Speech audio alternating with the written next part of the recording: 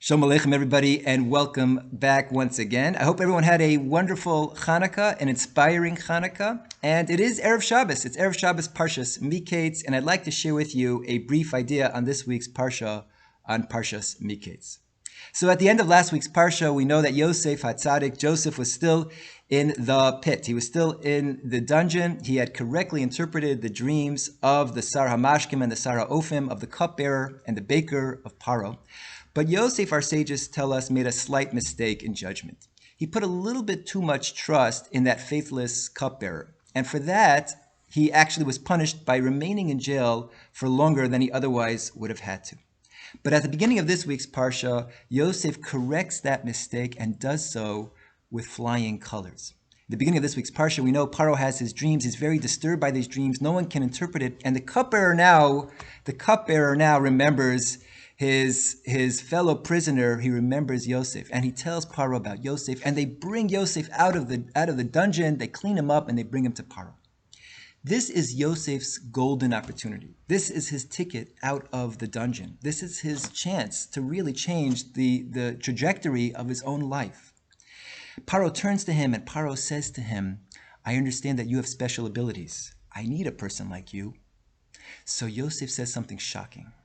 Yosef says, Biladai. Sorry, Paro, it's not true. I have no special abilities. Biladai, it's not me.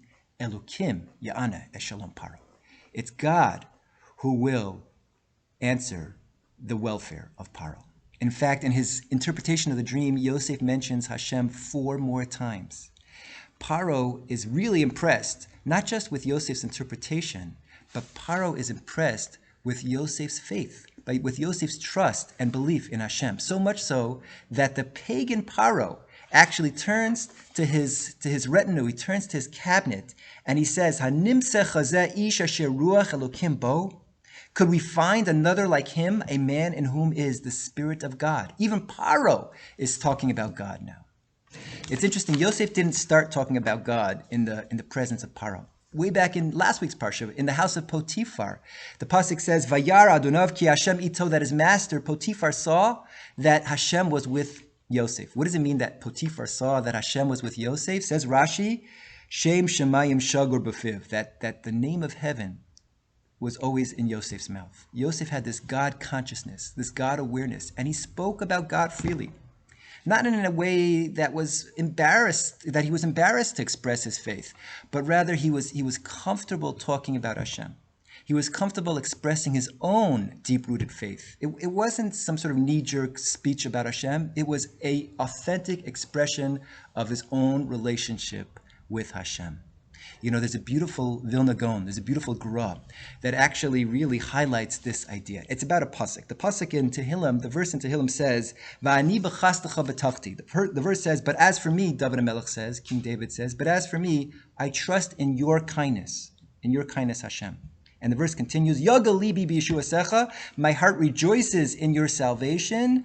Ashir la Hashem ki gamal alai. I will sing to Hashem, for he has dealt kindly with me. Says the Vilna Gaon, says the Gra, that bitachon, trust in Hashem, has to manifest itself, true bitachon, has to manifest itself in all the different situations of a person's life.